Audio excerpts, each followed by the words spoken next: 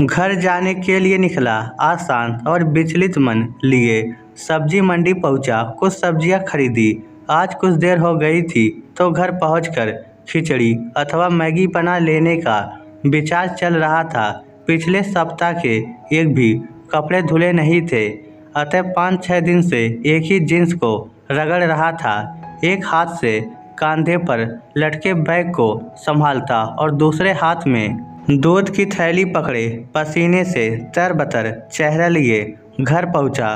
द्वार का ताला खोलना चाहा तो देखा पल्ले भर भिड़के हुए थे। ताला खुला था। कुछ चिंतित हुआ।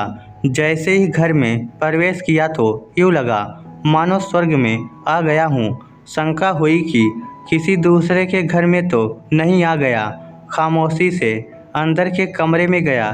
फ्रिज खोला तो भीतर की ठंडक चेहरे से टकराई। कोने में अचार रखा हुआ था। मेथी की भाजी बारीक और व्यवस्थित कतरी हुई करीने से रखी थी। सुबह तो फ्रिज में एक ठो बिस्किट पैकेट रखने की जगह नहीं थी। सारा फ्रिज भरा पड़ा था और अब देखो साफ सुथरी जगह ही जगह थी। धीरे से साथ लाई हुई सब्जियां भी फ्रिज में ही रख दी। कोने में रखी पानी की टंकी, जिसने हफ्ते भर से पानी का मुंह नहीं देखा था, अब पूरी भरी हुई चमक रही थी। तभी ध्यान गया कि पीछे पीछे अगरबत्ती की खुशबू भी चली आ रही थी, मन को आनंदित कर रही थी। अपना बैग एक कुर्सी पर पटका तो याद आया कि सुबह अपना टॉवेल बिस्तर पर ही छोड़ दिया था। देखा तो वहाँ न होकर वह खिड़की के बाहर तार पर लटका सूख रहा था। अलमारी का पल्ला खोला, जिसमें बिना धुले कपड़े थे, लेकिन अब सारे ही धुले इस्त्री किए व्यवस्थित रखे थे। सुबह एक रुमाल मिलकर नहीं दे रहा था और अब अंदर साफ सुथरे रुमाल पर रुमाल की गड्डी रखी हुई थी।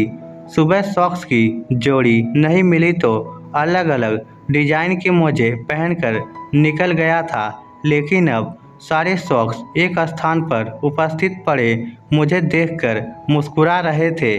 लाल पीली नीली शर्ट बढ़िया हैंगर पर टंगी हुई थी। धीरे से टीवी के सामने बैठा। टीवी जिस पर धूल की परतें जम गई थी अब चमक रहा था और स्क्रीन पर चित्र भी स्पष्ट दिख रहे थे। प्यास लगी तो पानी पीने किचन में पहुंचा। जिस किचन में लहसुन प्याज और ना जाने किस किस किस्म की गंध भरी रहती थी, अब भूख जगा देने वाले भोजन की सुगंध से महक रहा था। भावनाओं में बहता बाहर आकर टीवी के सामने एक चेयर पर बैठ गया और अपनी आंखें बंद कर ली और सोचने लगा। फिर आंखें खोलकर अपनी ही बाह पर चिमटी ली कि कहीं ये सब स्वप्न तो नहीं। तभी गर्मा गर्म पकौड़ों की प्लेट और भाप निकलती चाय किसी ने सामने टेबल पर रख दी। भीतर का अहम जैसे जर्रा जर्रा होकर बिखर गया। जब थक कर आता था तो जैसे तैसे दही चावल पर गुजारा कर लिया करता था और आज भाप निकलती स्वादिष्ट चाय और गर्म पकौड़ों का आनंद ले रहा था। ना चाहते हुए भी आंसू की 2 बूंदें आंखों से निकलकर गालों पर बह निकली।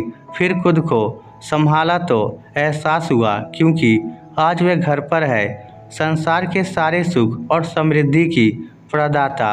वह किसी के लिए माँ, किसी की पत्नी, किसी की बहन तो किसी के लिए बेटी है। आप कितने ही बड़े हो, महान हो, लेकिन सुखमय जीवन के लिए किसी न किसी रूप में एक स्त्री आपके जीवन में अति आवश्यक है। वह किसी भी रूप में हो, मगर घर को घर वही बनाती है। इस स्टोरी को लेकर आपकी क्या राय है, नीचे कमेंट करके हमें ज़रूर बताइएगा। धन्यवाद।